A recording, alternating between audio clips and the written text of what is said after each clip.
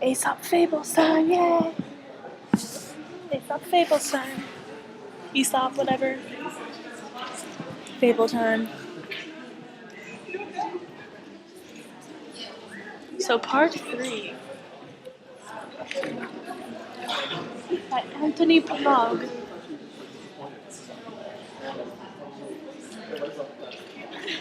To reset everything.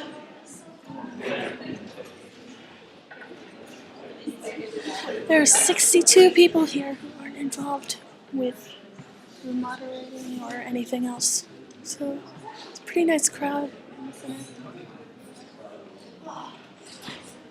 See just a little flash around.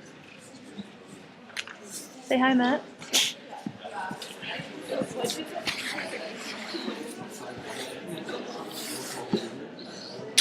Pretty cool. There we go.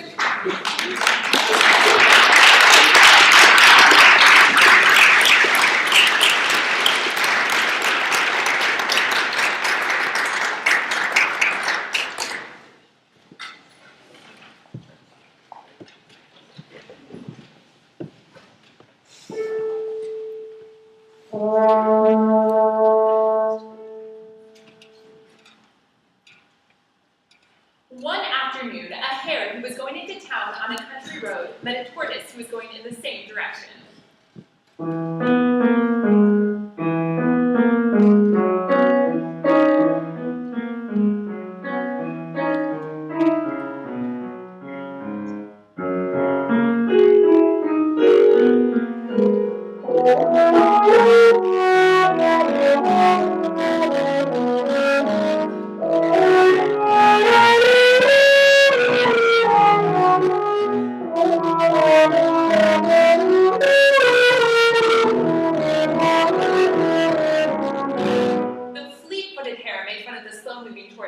And said, "Your feet are so ugly and small, and your shell is so heavy and thick. I'm surprised you can move at all."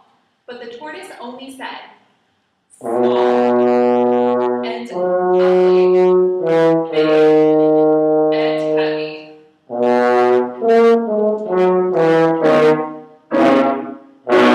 "I think I can beat you in a race to town." "We don't there."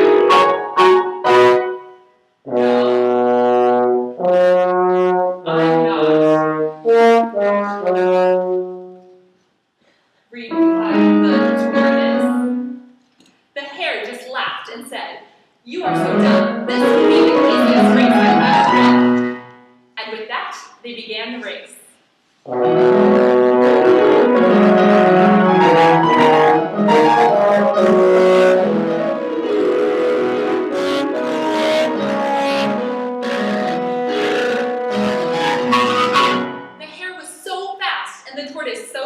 That within no time there was a huge distance between them. So the hare decided to rest for a while. He ate some grass. He drank some water. Then he stretched a little, and before he knew it, he was fast asleep.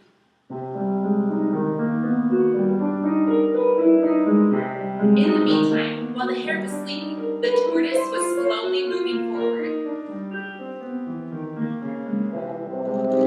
He did not stop for grass or water, and pretty soon he plodded by the sleeping hare, which brought him very, very close to town.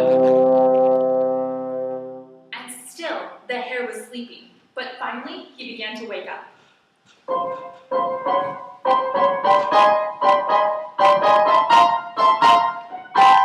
With a start, he realized that the tortoise had passed him while he was sleeping.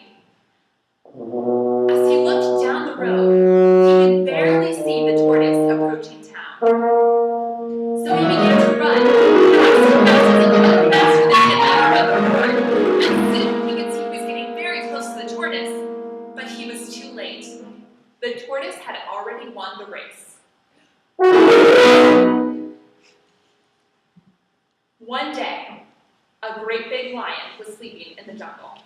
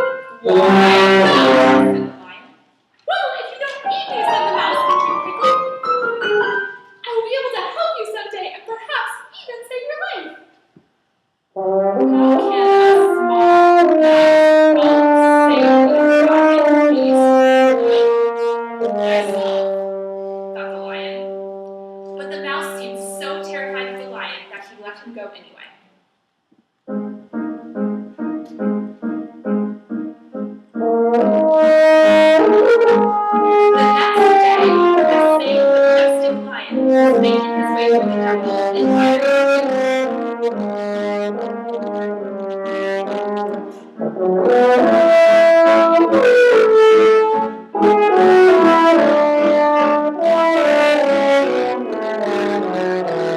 and all of a sudden, he was lifted so in the air, right into the net. For miles around, the animals shuddered when they heard his thunderous roar. Well,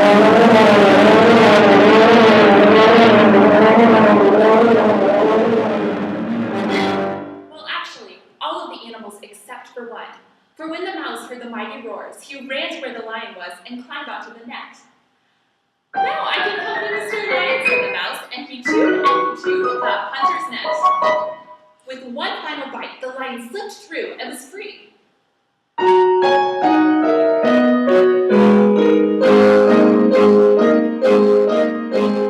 "Well, Mr. Mouse," said the lion, "you sure catch your breath. Now, as I go, and with that, they sang together on that bright, beautiful day.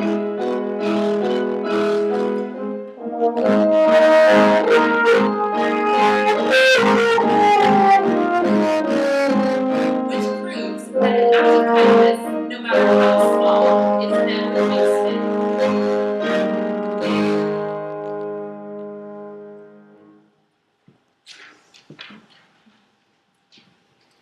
A quarrel took place between the north wind and the sun to see who was more powerful.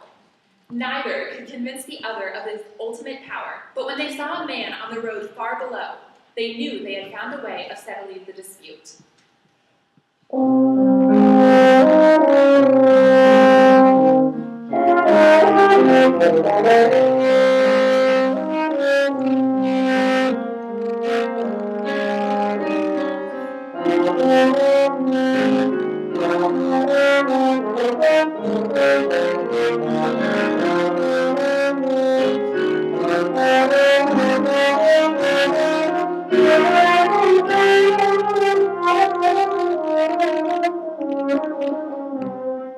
"Let's see who can get the cloak off the back of that traveler," said the north wind.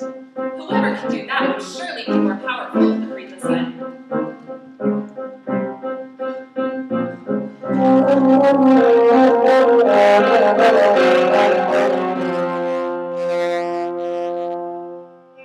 The north wind went first and sent out a long blast of cold air,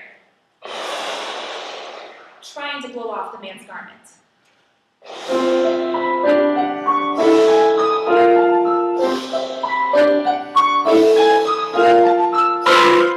"Boy, is it cold," said the traveler, but the cold air just made him shiver and rub his hands together to keep warm.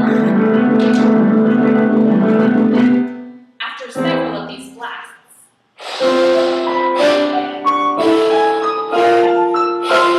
in one final effort, the north wind let out an even longer blast of cold air. But the traveler only pulled his garment tighter and tighter, so the sun went next.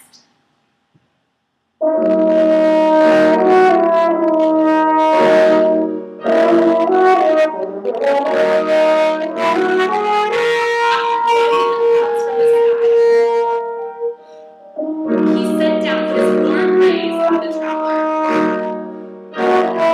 Although the sun's rays were not visible or violent, they still had their effect.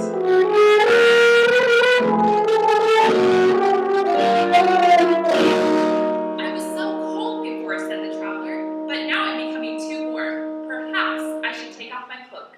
And with that, he did, and went over to rest in the shade of the nearest tree. "So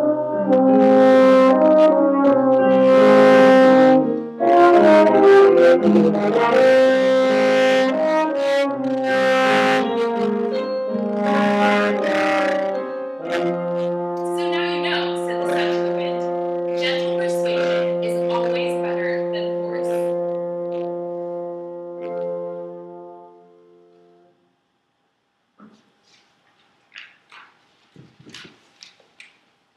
It was midday and hot, and an ant went walking to a fountain to quench his thirst.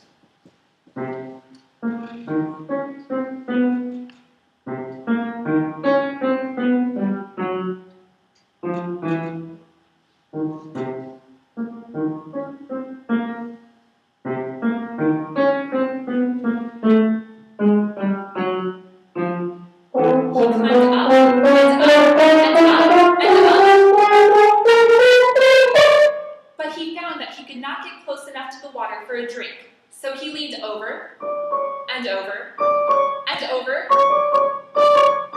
until he finally fell in it.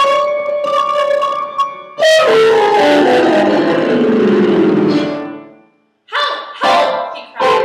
I'm drowning and I have no chance to survive unless someone saves me. Luckily for him, a dove was sitting in a nearby tree.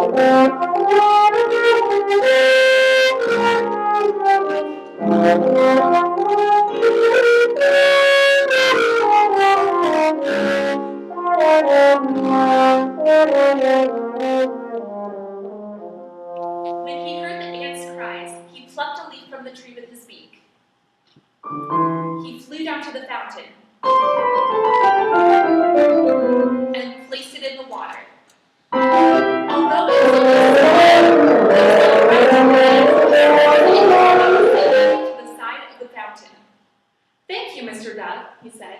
You saved my life, and I shall never forget this. Whereupon the dove said, You're welcome, and flew back to his favorite branch on his favorite tree.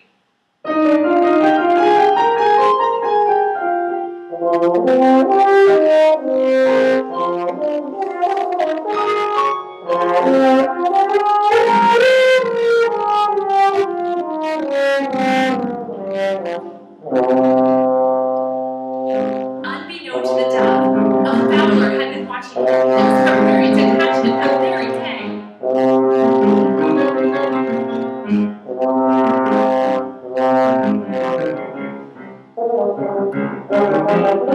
He stepped on the tail of the dove and was just about to catch him when he screamed, Ouch! Who bit me on the heel? He looked down and saw the ant scurrying for cover, and when he looked up again, the dove had already flown away. Thank you, Mr. Ant, said the dove. You also saved my life, and I shall never forget this.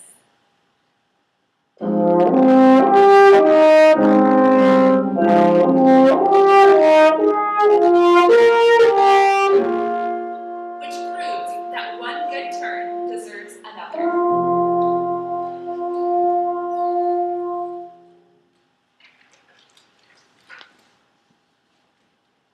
A mule, who had grown contented and very happy with herself, commenced one day to run and jump and behave in a very outrageous manner.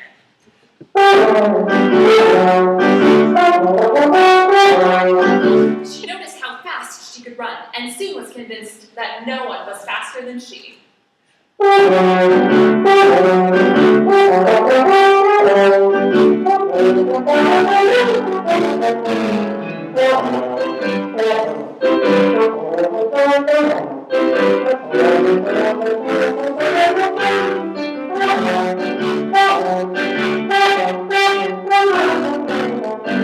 My mother was a racehorse, she yelled, and I can run at least as fast as she. And with that, she began switching back and forth.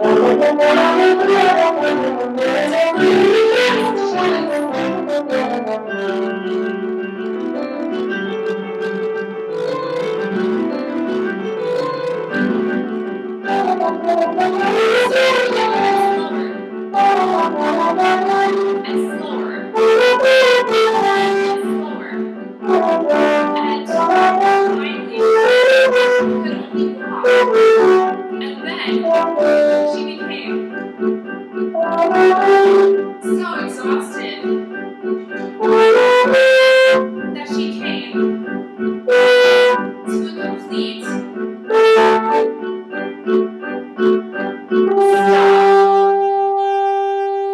I should have remembered that even though my mother was a racehorse, my father was a donkey. I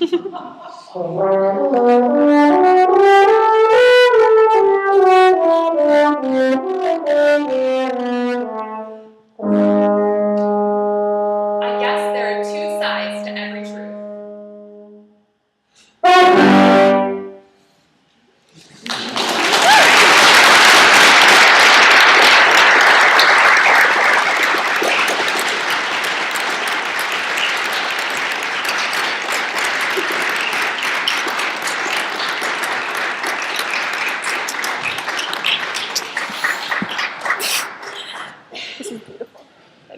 I'm sure they want to do